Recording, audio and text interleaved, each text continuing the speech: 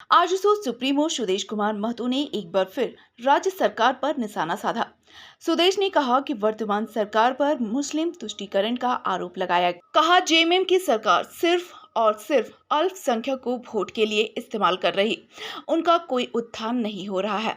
Sudesh party मुख्यालय में मिलन समारोह आजसू पार्टी केंद्रीय अध्यक्ष सुदेश कुमार महतो और पार्टी के केंद्रीय प्रवक्ता देवशरण भगत सहित पार्टी के नेता कार्यकर्ता शामिल हुए।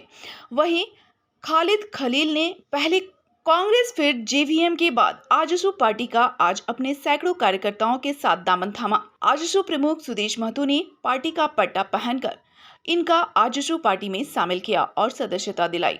योजना इस राज्य के नौजवानों के हित में, इस राज्य के आम लोगों के हित में कोई योजना नहीं चाहिए। केवल इनका कार्यक्रम चलता है, ये केवल एक बयान से, कुछ प्रचार प्रसार के माध्यम से ये चीज़ें बहुत अच्छे रूप से घोषणा पत्र में दी हुई थी। इन्होंने कहा था एक भी घोषणा पत्र के लिए एक भी काम को आगे इन्होंने हूबहू नहीं बढ़ाया।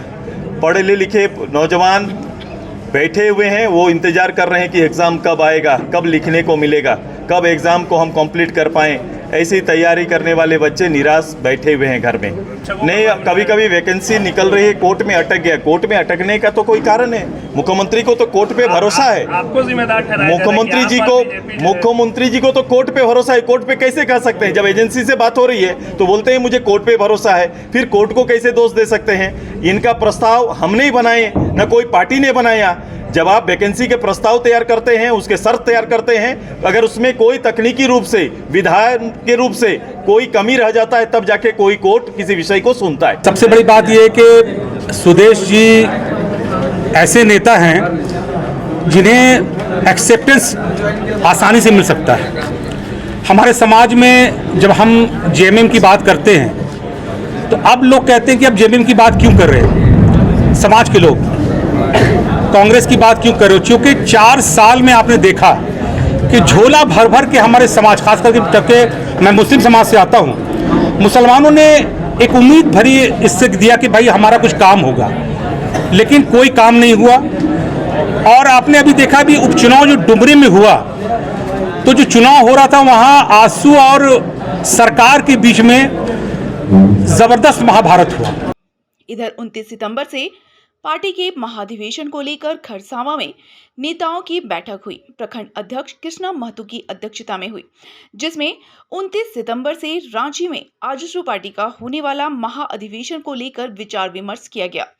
आज हम लोग आजसू पार्टी खरसावां विधानसभा की ओर से जो हमारा केंद्रीय महाधिवेशन आजसू पार्टी का जो रांची मोरहाबादी मैदान में होना है, उसका तैयारी बैठक आज हम लोग की।